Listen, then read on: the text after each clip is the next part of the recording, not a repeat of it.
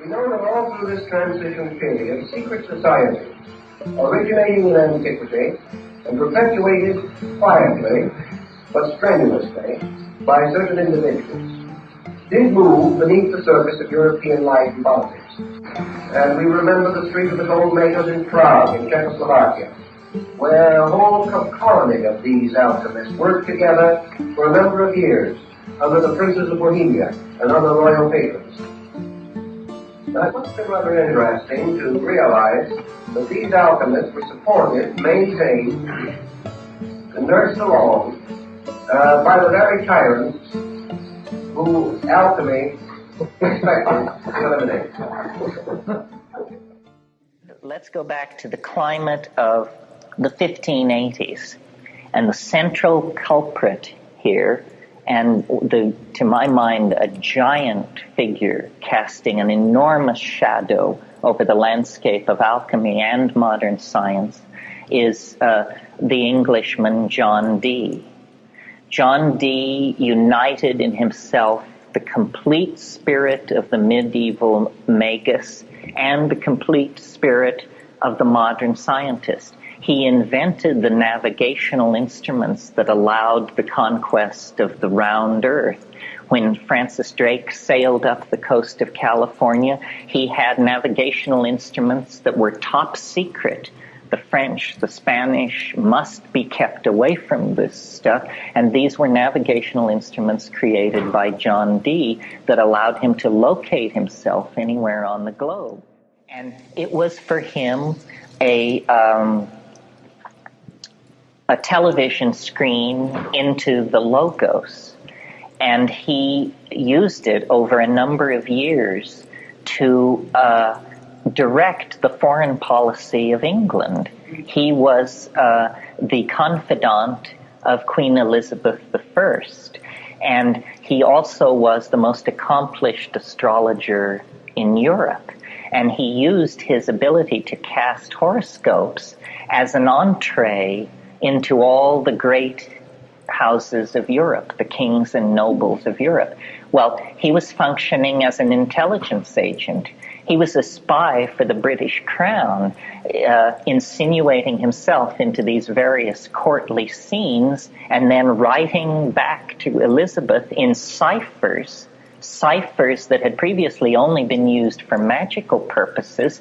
He was sending back data on the strength of military garrisons and the placement of fortifications and this sort of thing.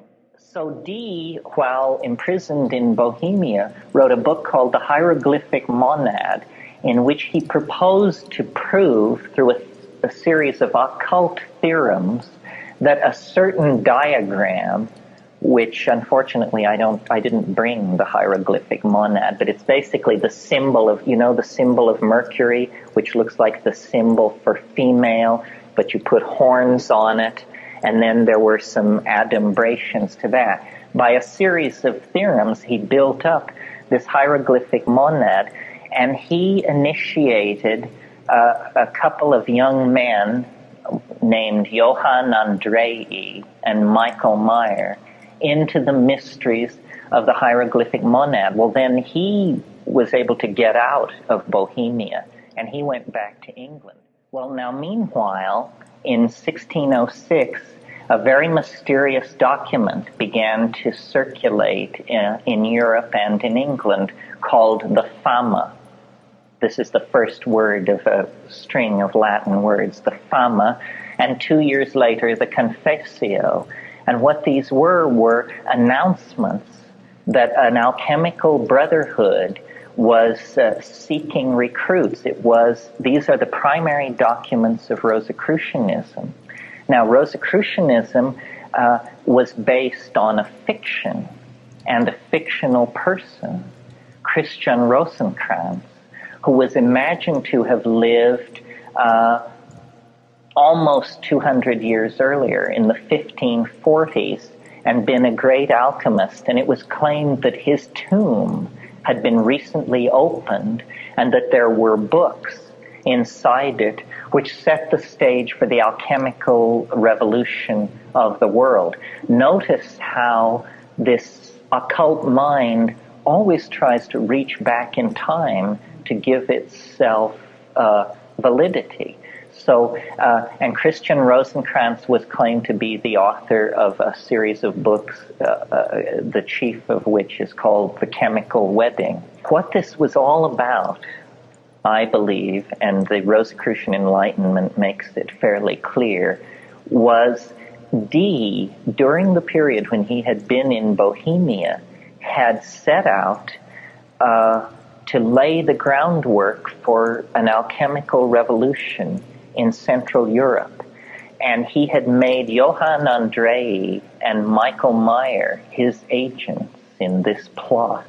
And it was a plot to meddle with European history and to turn the Protestant Reformation toward an alchemical completion. They felt that Luther and Huss and these people had only gone so far, and that the culmination of throwing off the yoke of the church would be the establishment of an alchemical kingdom in Central Europe. The target then of the attention of Michael Meyer and Johann Andrei and a number of these alchemists became the young he's called Frederick the Elector Palatine. He was a prince of the Northern League in Germany. He ruled in Heidelberg. And Heidelberg, as you know, is a 1,000-year-old university city. And I believe I mentioned that the alchemical press of Theodor de Bry was operating out of Heidelberg. Heidelberg became a magnet for all the occult thinking going on in Europe. And all the puffers and alchemists, the gold makers, the philosophers, the charlatans, they all converged on Heidelberg. And Andrei and Meyer were advisors of the young Frederick. And they steered him by a series of political manipulations, too complex to tell, toward a marriage with the daughter of James I of England, who was named Elizabeth, interestingly enough. So Frederick the Elector made Elizabeth, the son of James of England, his wife. Now, Frederick here made a serious miscalculation, because he thought that if James would give the hand of his daughter in marriage, that this was his way of blessing this alchemical conspiracy. Actually, what was on James's mind was he was about to give one of his sons in marriage to a Spanish princess of the Habsburg line, a Catholic. In other words, he was playing both sides against each other. He was not giving the green light to an alchemical revolution at all.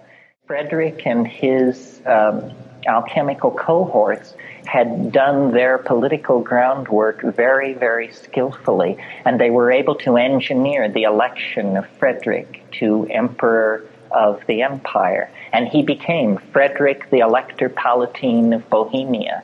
And this set the stage for an episode called the episode of the Winter King and Queen, one of the great after Nicholas and Pertinel Flamel, this is one of the great romantic stories of alchemy. They moved their court from Heidelberg to Prague, and all the alchemists went with them, and they assumed that English armies would support them if there was any squawk from the Habsburgs. And the winter of 1618, they ruled there and began to lay the groundwork for the transformation of Northern Europe into an alchemical kingdom. The problem was, as I said, the faithlessness and duplicity of James I of England. He did not support them, in spite of the fact that the fate of his daughter hung in the balance. And by May of 1619, the local bishop of the Catholic Church was fully aroused, and word had been sent to Madrid, and the Habsburgs raised an army. and lay siege to Prague. And in the late summer, in the midsummer of 1619, the Winter King and Queen were driven from Prague, and the city fell to Catholic forces.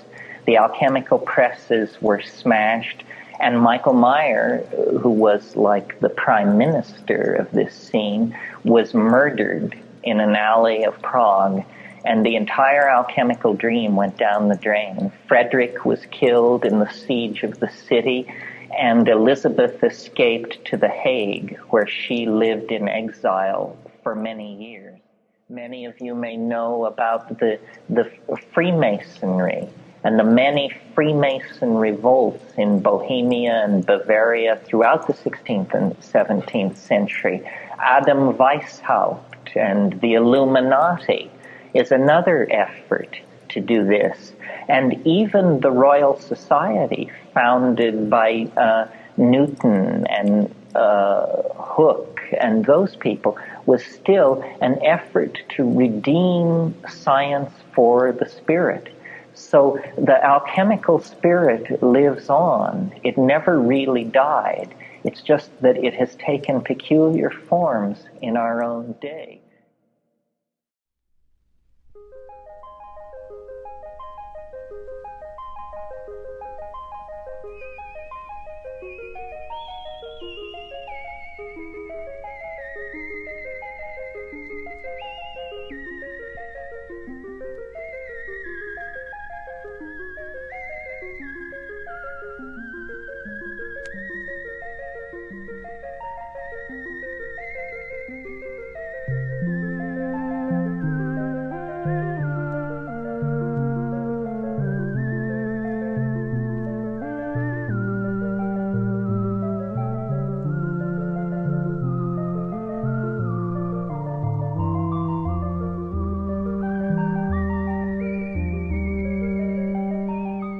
In 1603, March the 24th, 1603, Queen Elizabeth I died.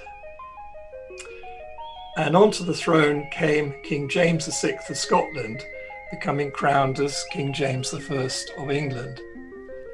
And he was the one, actually, who united England and Scotland under one crown and called it Great Britain.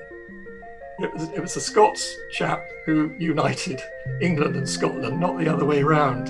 So I like to put that straight, because some people forget their history.